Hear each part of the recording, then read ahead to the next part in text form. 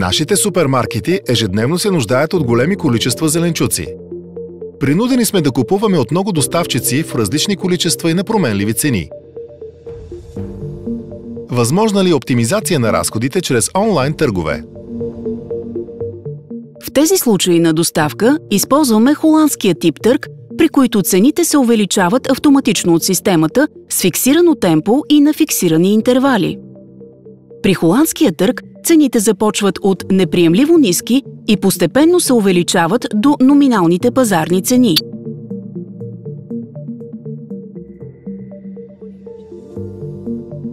Така, всеки участник, щом прецени, че цената е достигнала желаното от него ниво, подава своята оферта, като споменава само количеството, което предлага на текущата тръжна цена.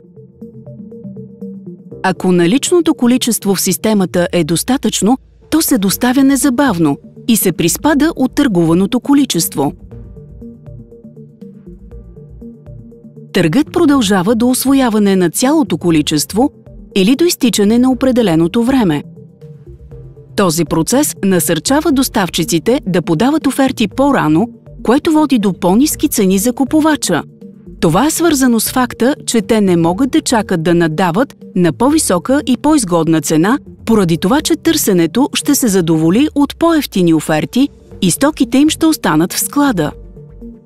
Пресните и бързо развалящи се продукти трябва да бъдат продадени бързо, защото дългото им складиране води до загуби за доставчика.